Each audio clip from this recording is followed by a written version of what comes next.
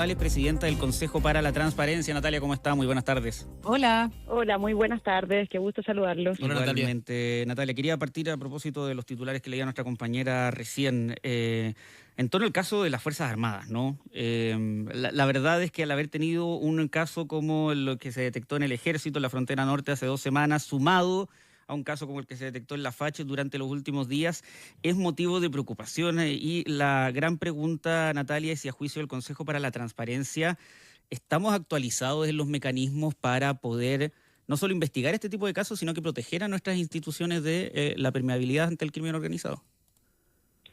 Mira, yo pienso que la mejor forma de proteger la institucionalidad, el Estado de Derecho, es que efectivamente los organismos que en este caso tienen la posibilidad de accionar. Hoy día yo sé que hay una disputa si es que es el Ministerio Público o si es que es la Fiscalía propiamente del Código de Justicia Militar que debiera iniciar las acciones, pero el organismo que corresponda debe iniciar sin duda las acciones legales correspondientes para esclarecer estos hechos, para determinar si hay responsabilidades y, por cierto, de todos esos sucesos tiene que haber trazabilidad pública y de las decisiones que se tomen al respecto, lo mismo, la ciudadanía tiene que estar informada porque son nuestras instituciones las que están en juego y, por cierto, entonces se tienen que llevar a cabo los procedimientos judiciales y legales que correspondan para determinar las responsabilidades que puedan estar afectas a las personas involucradas. Ahora, no es loco pensar que, a ver, ahora estamos hablando de las Fuerzas Armadas a propósito además de lo contrario, que es que una institución como esta esté en algunos de sus funcionarios operando para el crimen organizado, pero a estas alturas la pregunta, Natalia, es si no deberíamos estar levantando las alarmas para las instituciones en general, no pecando de paranoicos, pero sí con un sentido de realidad frente a cómo operan este tipo de organizaciones. A ver, yo creo que tu pregunta es súper pertinente. ¿En qué sentido? En que uno tiene que aquí, las instituciones que tienen competencia para estos efectos, tienen que determinar primero si se trata de hechos aislados, si se trata de hechos sistémicos que estén empapando a la institución por completo.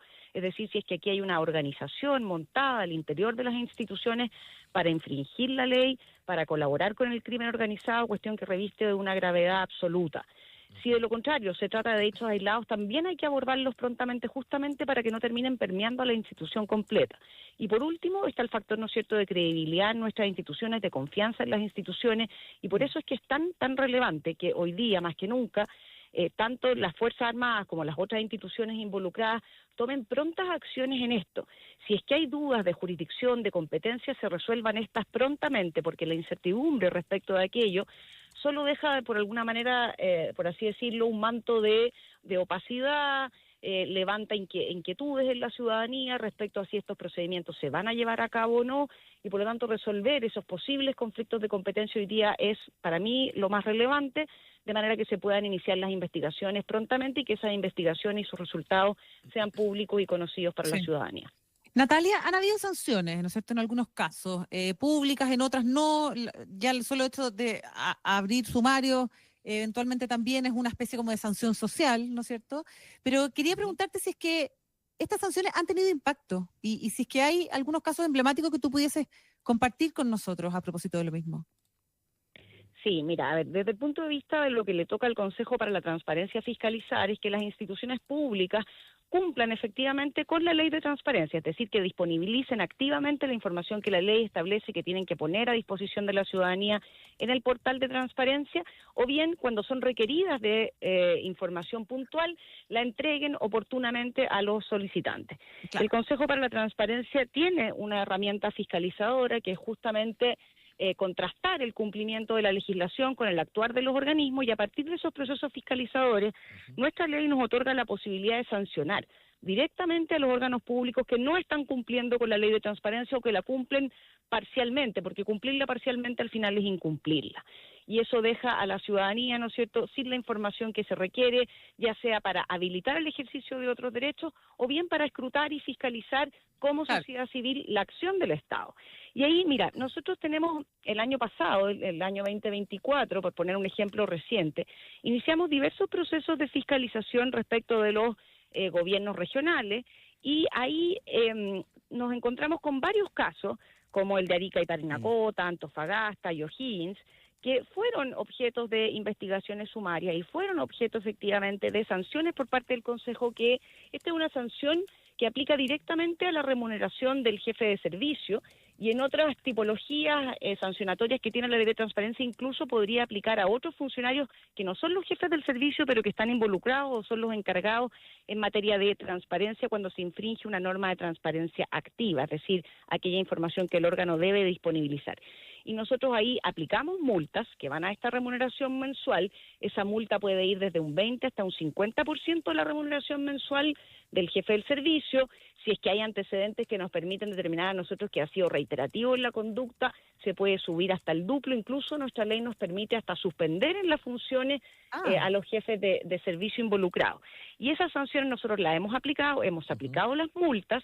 Algunas de esas sanciones están siendo disputadas porque hay recursos, por cierto, nuestras decisiones están sujetas a revisión, pero otras no, y se han pagado. Y lo que uno ve es que ya el solo hecho de ejercer la función fiscalizadora, de iniciar los procedimientos sancionatorios, más allá de que el órgano después dispute el monto de la multa o si estima que a lo mejor nosotros no calibramos bien un atenuante, por ejemplo, es que uno ve que el solo hecho de ejecutar aquellas obligaciones que la ley te mandata hacer como órgano fiscalizador produce un desincentivo al incumplimiento. Entonces tú, por ejemplo, ves que hoy día en la fiscalización del año 2025, que se llevó a cabo a comienzos de este año, por ejemplo, tenemos regiones que suben, que acusaron el golpe y recibieron bien el mensaje, y tú tienes regiones como, por ejemplo, la gobernación de Atacama, la gobernación de Tarapacá, que suben mucho en sus puntajes. Fíjate que el año 2024 Atacama tenía un 52% de cumplimiento con la ley de transparencia y salta al 94,8% de cumplimiento en el año 2025.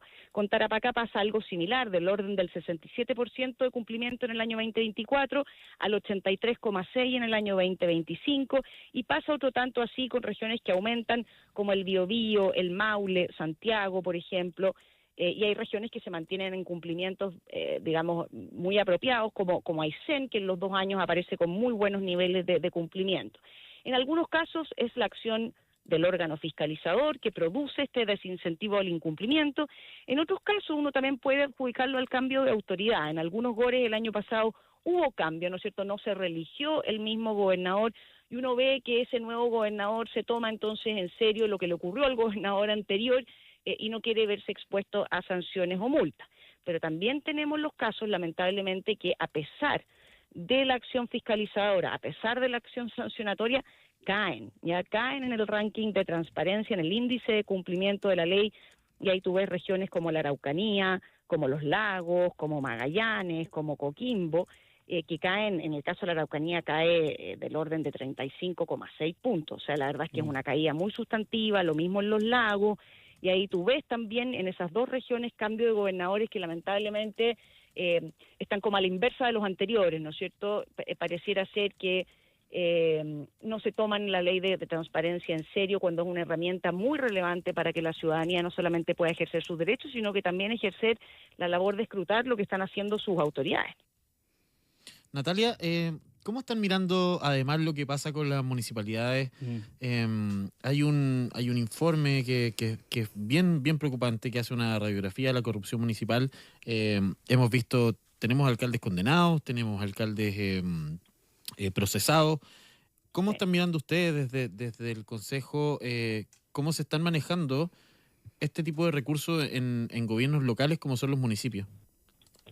Sí, mira, los municipios también han sido un foco de atención y de preocupación para el Consejo de la Transparencia, y no solamente hoy, sino que hace varios años ya, porque aquí cabe recordar que hay un dictamen de la Contraloría que además incorporó dentro del ámbito de la ley de transparencia no solamente a los municipios, que ya lo estaban de suyo por su propia ley y bajo la ley de transparencia, sino que además a las corporaciones y asociaciones municipales, que se habían transformado de alguna manera en un vehículo ajeno a la acción supervisora y fiscalizadora de muchas entidades, y que quedando ahora bajo el marco de la ley de transparencia nos ha permitido a nosotros también no solamente ver qué pasa en la realidad municipal, sino qué pasa en la realidad de estas corporaciones municipales.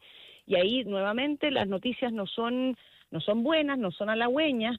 nosotros hemos iniciado una serie de procedimientos sancionatorios, tanto a los municipios como a las corporaciones municipales. Hemos multado a los directores ejecutivos, a los presidentes de estas corporaciones, como a su vez también al alcalde cuando se trata de un municipio o coincide la función de ser el jefe del servicio en el caso de las corporaciones. Y entonces, ¿y qué es lo que vemos ahí? Y que se repite un poco en los GORES, que es que básicamente el mayor nivel de incumplimiento que uno detecta no es en cuestiones, si tú quieres llamarlas más tradicionales, como publicación de sus decretos, de sus actos o resoluciones, sino que la información del manejo presupuestario, ¿ya? ¿Cuánto presupuesto tienen asignado? ¿Cómo se modifica ese presupuesto en el año? ¿Cuánto transfieren a entidades del sector privado que están autorizados para transferir, ¿no es cierto?, porque coadyuvan o colaboran con la labor del sector público, pero ¿cuántos recursos se transfieren? ¿Cómo se rinde cuenta de esos recursos? ¿Se está cumpliendo, por ejemplo, con una ley que establece que para ser receptor de fondos públicos tú tienes que estar inscrito en un registro, tanto municipal como a nivel estatal?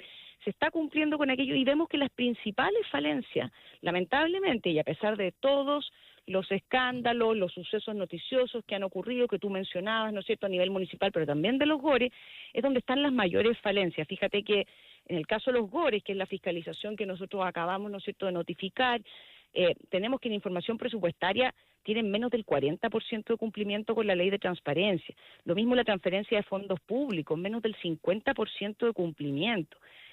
También tienen falencias en la forma en que adquieren y contratan a través de mercado público. Entonces, estas son cuestiones que a la ciudadanía le interesan, porque el municipio es la primera ventana, ¿no es cierto?, y lo mismo pasa de alguna manera con los GORES a nivel regional, del ciudadano de cara al Estado. Entonces, no saber en qué se están gastando los recursos públicos, el GORE, el municipio o las corporaciones a las que esos municipios contribuyen a financiarla y que después transfieren recursos a terceros, es muy delicado porque luego, ¿no es cierto?, tenemos casos que a propósito de la información que se publica en transparencia, permite, ¿no es cierto?, a la prensa, a la academia, a los centros de estudio, además de las facultades fiscalizadoras de la Contraloría, el Ministerio Público, en el ejercicio de la acción penal pública, fiscalizar, y lo que nos damos cuenta es justamente los resultados que tú adviertes, ¿no es cierto?, posibles casos de malversación de fondos públicos, posibles casos de fraude al fisco.